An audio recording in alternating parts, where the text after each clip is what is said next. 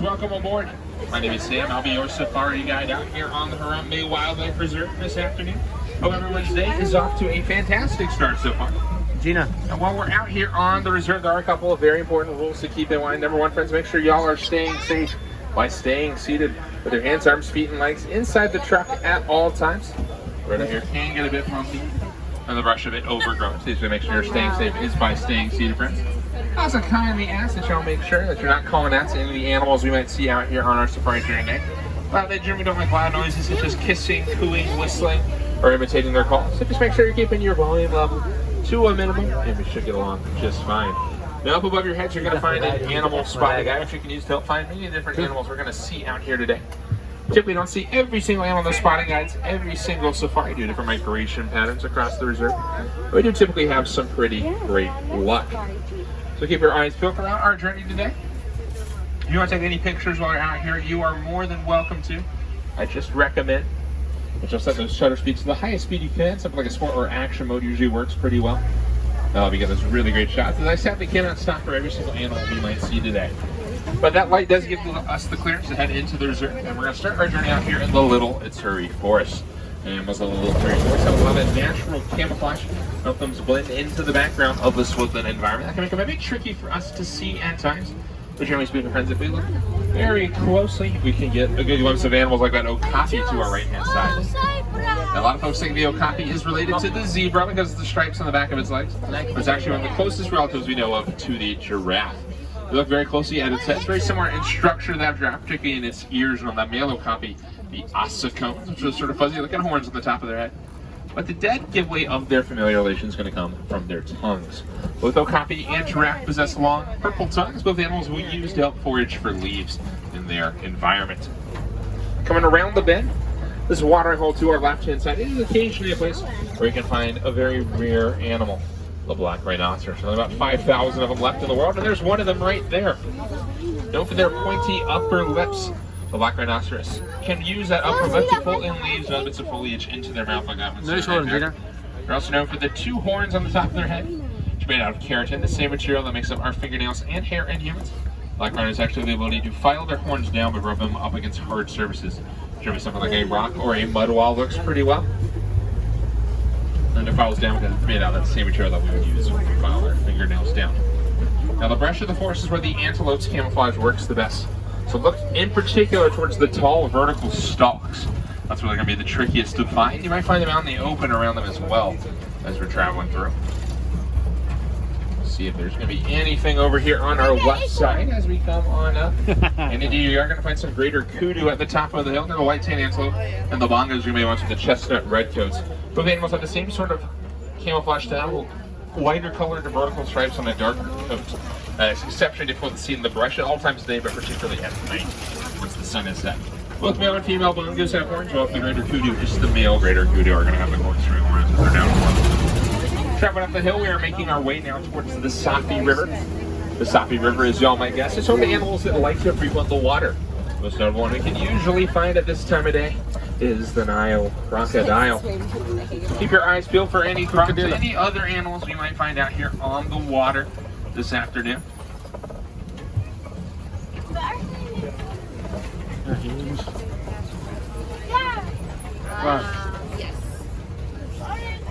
Not too much on our right side, friends, but no worries. We usually have a little bit better luck on our left at this time of the night. And indeed, right there, friends, you're going to find a bloat of hippos behind the water. The Nile hippopotamus back there. Hippos spend the vast majority of their day in the water. They can hold their breath up to 8 minutes at a time. And will actually sleep underwater during the day, with their body time actually coming up to take a breath every 8 minutes. At night, though, they leave watering holes like this to go look for food, traveling up to 6 miles away. They generally eat about 85 to 90 pounds of vegetation each night. Birds you see up on the walk here are pink-backed pelicans. They're named for the very faint pink coloration you can find in between their white and gray wings on their backs. Generally only really able to see that pink coloration when those birds spread their wings out nice and wide. And they do have quite a wide wingspan, about 7 to 9 feet across from tip to tip. That's about as wide as the canopy above your heads for reference. Now, just around the corner, just beyond this waterfall over here on our left-hand side. You want to keep your eyes peeled towards that alcove, because that's where you usually find those Nile crocodiles I was mentioning earlier. Those beauties can reach lengths of about 16 feet long when they're fully grown and weights of about 500 pounds. Make sure we're all sitting down right now, friends, as they can eat about 250 pounds in a single meal. Generally, though, friends, if they eat a meal that large, they're not going to eat for an entire week. Zag je die krokodil? Ja, krokodillen. Climbing up this hill, we are making our way towards the savannah of our reserve. The journey we're taking is going to be very similar to one that animators from The Lion King took over 25 years ago when they were looking for inspiration for their film.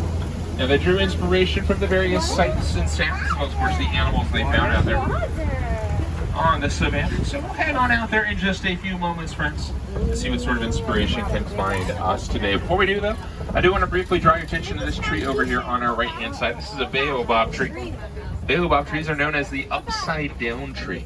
Because the way the branches are a bit like the way a root system of a tree is structured. And you can see the structure of their branches really well, of course, because of the lack of leaves on their branches. Baobabs are not going to have leaves up to 9 months out of the year to help them conserve water. They actually store thousands of gallons of water inside of that trunk, which gives them their second nickname, the Tree of Life, as they often serve as an emergency source of water for a lot of animals around here. On the top of this hill, though, y'all are going to get one of the best views we have of our entire reserve. Call this area the Savannah Overlook for that very reason. And savannah, as you'll soon see, is a very diverse ecosystem filled with a wide variety of animals. Many different species of antelope, giraffe, and big cats all call it home. So you never quite know who we're going to see any given day out here. Well, it looks like we're going to see at least a couple different animals right on our right side immediately when we get down to the bottom of the hill.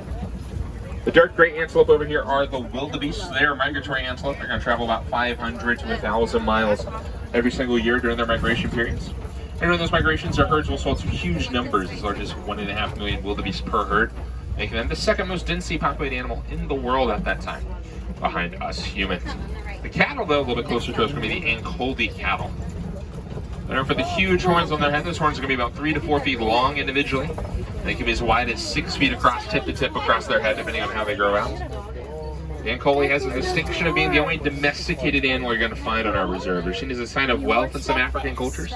So at night, they will return home to their owners' houses where they'll stay outside in pens called boma. Of course, the more cattle you own, the wealthier you're considered to be. Another name some people have usually heard for those Ankole cattle is the Watusi cattle. And that comes from the tribe that first domesticated out here in Africa, the Watusi tribe. Coming up on our left side is going to be a carnivore's den. Now, we don't always find carnivores here. Sometimes they are out hunting somewhere on the savannah. But if we're lucky, we can catch a glimpse of one or two as we're traveling through. Ja, maar het is wel groot So stuk. keep your eyes peeled. Not spotting too much at the moment. Now, y'all are a little bit higher up on the truck. If you see anything, be sure to shout it out. Oh, in the very back corner, you will find a pair of spotted hyenas. In the very, very back, friends. A little bit tricky to see. Spotted hyenas are known for their vocality as a species. They have 4 different vocalizations they can switch between. The most notable one you probably know about is the cackle. My personal favorite, though, is the ghostly whoop they'll often yell out at night. Hier naast ons.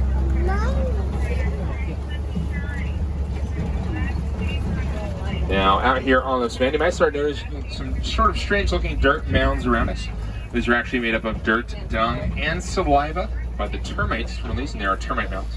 Tall towers like this one, because they'll hard about as hard as concrete out here in the center of the night, make a great scratching post for a lot of animals, particularly larger animals like the Maasai giraffe.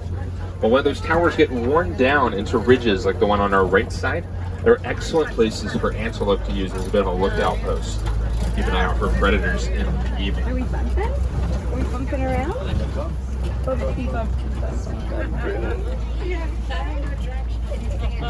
Now looking around the corner, looks like we are going to get a chance to see one of my favorite animals out here, the Springbok, coming up on our left side. It's going to be our right once we get around this curve. They're going to be the tiny, multicolored antelope over there. Not really that tiny, they're about 3 feet tall, but they are significantly smaller than a lot of the other antelope you're going to see out here. Springbok are the national animal for the country of South Africa. But the reason I love them so much is their jumping ability. As their name suggests, they can sprint up in the air quite high. They actually jump more than 6 feet in the air from a standing position, almost twice their height, and up to 13 feet forward in a single bound when running. That makes them a great mascot choice for the South African national team in the sporting world. Which would be the men's rugby team in South Africa is actually nicknamed the Springboks. Get a good view of them right there. The jumping technique they use is called pronking. They'll sort of arch their back and spring up using all 4 legs at once, and that gives them a little bit of extra jumping ability.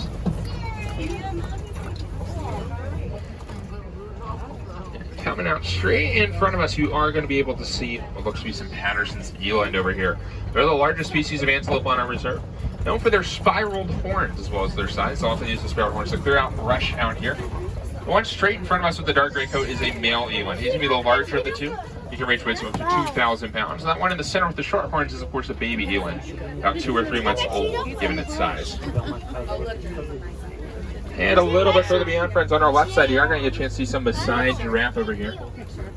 Largest land mammal in the world. Maasai giraffe can reach heights of 19 to 20 feet if they're male, 15 to 16 feet if they're female, and even babies like this one are huge. They were born a whopping 6 feet tall. They're all engaged in their favorite pastime right now, which is eating. Giraffe are going to eat about 16 to 20 hours each day. Just gaan aaien. And episodes say that eating, they each have an 18-inch long tongue once they're fully grown. They can use to help pull leaves in closer to their mouths and off of the branches quite often. Now this baby giraffe you're seeing, including 2 over here towards my end of the truck in the brush, they had a bit of a rude awakening in the world if you ask me. When they were first born, they had dropped about 6 feet to the ground from their moms. But Hakuna Matata, my friends, no worries. They're usually up and walking within the first hour after they're born.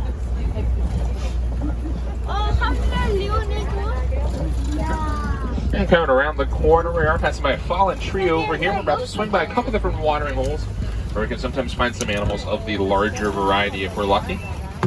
If not, though, we should have another watering hole just around the corner. If our luck's running a little bit low right now, not starting too much on our right side. See if that holds true for our left as well.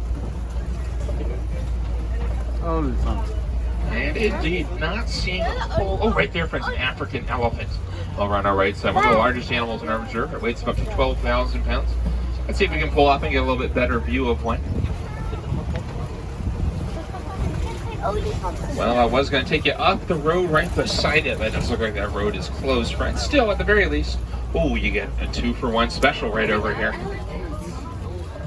Now, elephants are probably best known for their tusks and their trunks, and well-earned. My favorite adaptation on them is going to be in their ears. They have blood vessels on their ears. You actually see the outlines of them right now. And when they flap their ears up and down, it can actually lower their body temperature by about 15 degrees Fahrenheit because those blood vessels help regulate that.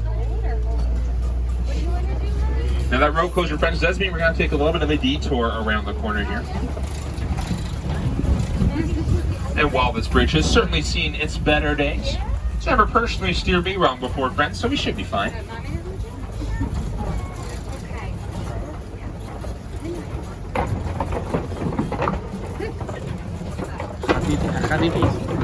Hij gaat niet instorten, Jess, die brug. Hij gaat niet instorten, die brug. Oh yes, friends, perfectly fine.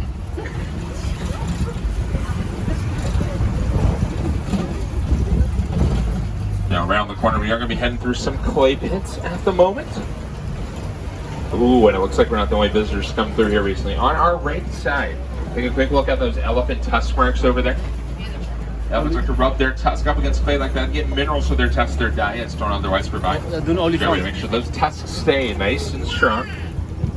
Ze lopen hier ook rond, die olifanten. One of the things Ze we learned lopen hier ook about rond. elephants over the years on our reserve is that they're actually very, very afraid of bees. Well, it's a bit of a strange fear for an elephant at first glance, but it comes from a desire for them to protect their trunks. They use their trunks for just about everything they do in their day-to-day lives, from eating to drinking, even throwing dirt on their back to cool down. And that protection can often manifest itself in interesting ways, such as we've learned.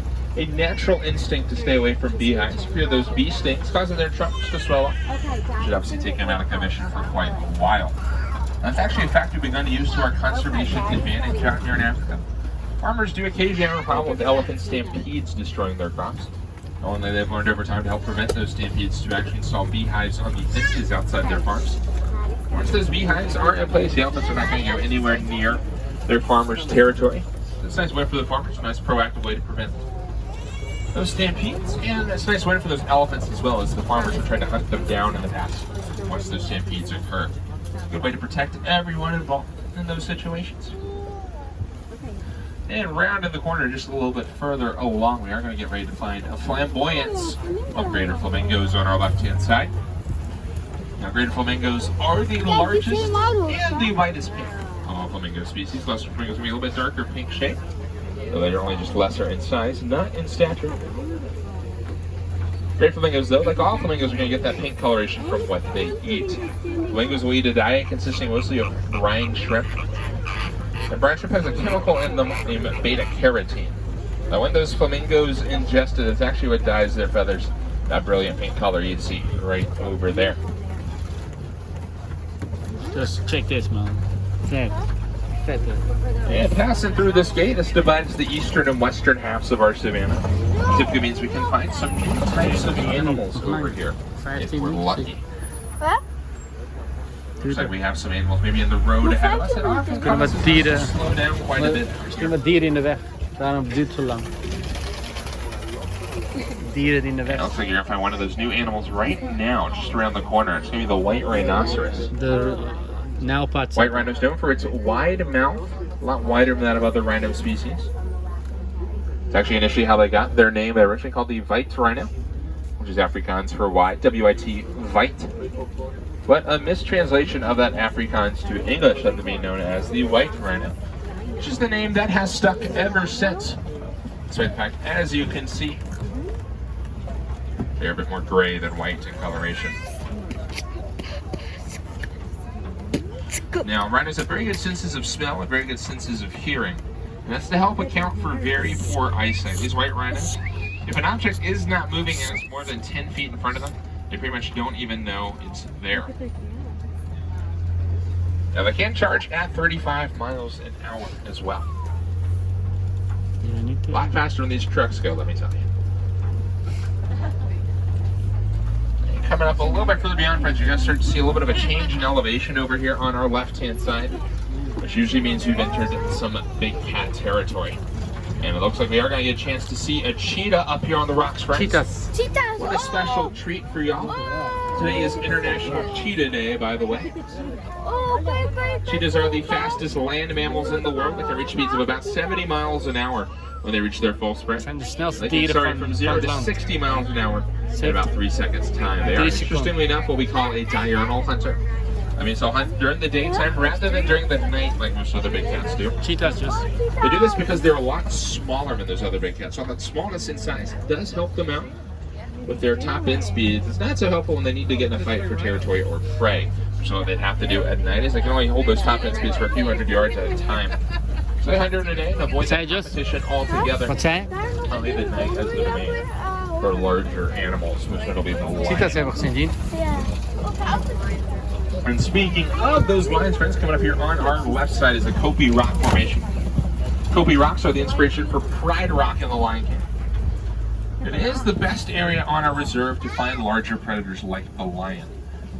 And our timing is getting really close to being great, but not quite there. They're the most active at sunset, which is probably in about 30 minutes time.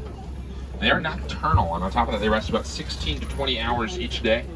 So we typically don't see them being super active until a little bit later on. Though now at cooler times of the year, particularly 4 times of the day, you will start to see them out on these rocks a bit more. Maybe you saw them in the summer.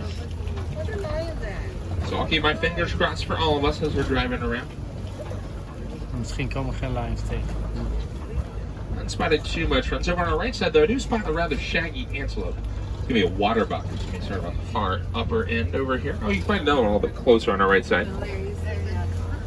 Waterbuck are known for their affinity for finding sources of water. Daar ligt er een. Like it's great, their coats are very musky, so they'll Kijk, daar ligt er water. een, Jos. Yeah, I think a little bit further beyond though, you're gonna find some lions resting.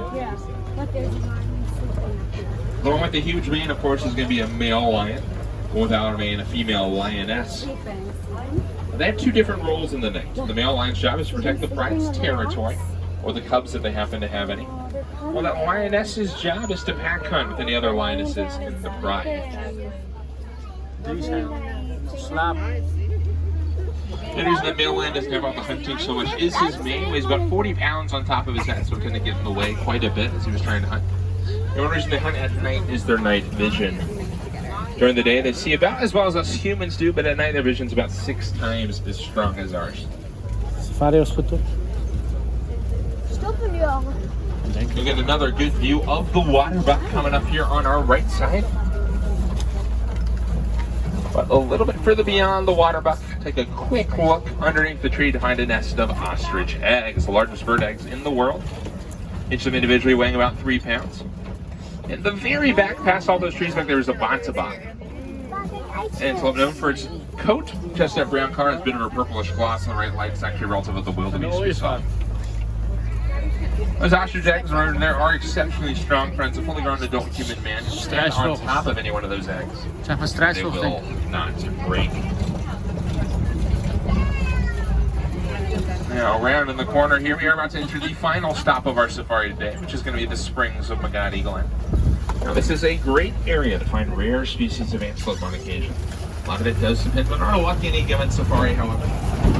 They like to visit here for the luscious green grass, as well as the spring water. Now, that grass thrive in this part of the reserve.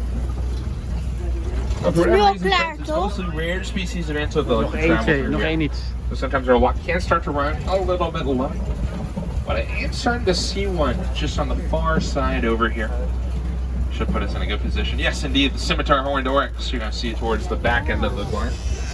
Ja, die. This is an antelope native to the deserts of Africa. And because it's from the desert, it's made different adaptations to help with living in such a harsh environment. This antelope can actually go up to 9 months without taking a drink of water, if need be. 9 And that's in part maanden kan because niet it will zonder drinken. not break a sweat until it reaches an internal body temperature of around 115 degrees Fahrenheit. Passing through this gate, we are going to begin to make our way back towards the village. And as we do so, it's my sincere hope y'all